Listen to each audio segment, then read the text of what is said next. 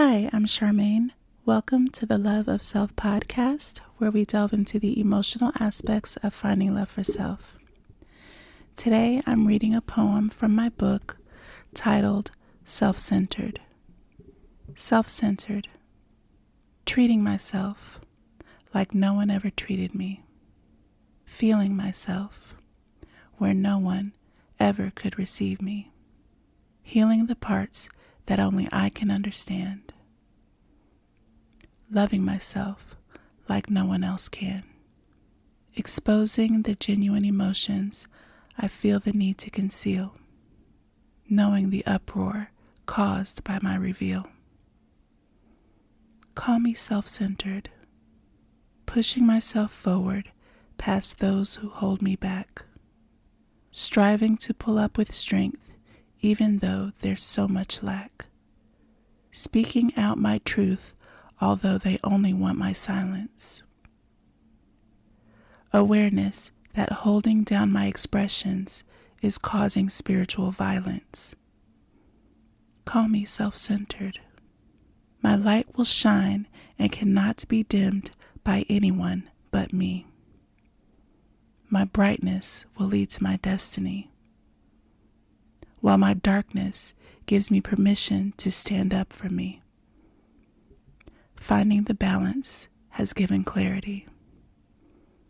Call me self-centered. Or is it that I'm centering myself? That's from my new book, Love Yourself, a book of poetry and spiritual writings for self-love, available on bookbaby.com. I'd like to speak a little bit about the meaning behind the poetry. Even though self-centered is usually viewed as a negative term for selfishness or one who thinks the world revolves around them, I wanted to use it in a different way. I wanted to use it in a way of self-care and sometimes the experience of caring for yourself in ways that have been neglected can appear to be selfish to others. When you pull yourself back and just begin to center yourself, when you begin to cater to your own emotional needs, especially when they've been neglected by others, especially when there's an environment of control over what you say and do and how you do it. And this poem for me was about taking back my energy and focusing on what I needed as opposed to what people needed from me in order to make them feel a certain way, in order to make them feel valued and powerful. And somehow that required my silence and obedience. This poem for me was saying, not anymore. This poem is speaking of the importance of self-care, self-awareness. It's speaking of making your emotions a priority for yourself. Having the clarity of mind to know what's what within you and it being okay. It being okay to honor what you need for yourself.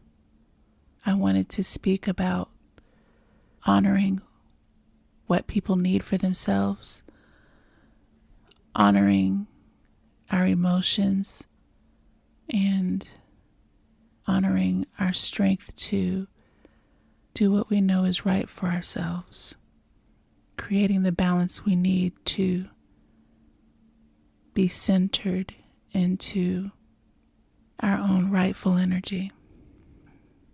I'd like to thank you for taking these few moments to listen to what I have to say. I greatly, greatly appreciate you. I'd like to ask you, have there ever been times where you felt emotionally neglected?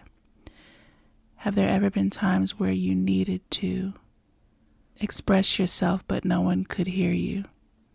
Where you needed to allow your emotions to be authentically what they were, despite no one around to understand you? If you have to honor your emotions completely on your own, how do you think you would go about doing it? How do you think you would go about showing yourself your own value? I'd love to hear from you. Please comment or email theloveofselfpodcast@gmail.com. Please remember, I'm not a therapist. Also, you can purchase my new book, Love Yourself, a book of poetry and spiritual writings for self-love, available now on bookbaby.com. I wish you all peace, love, and joy, always. Until next time.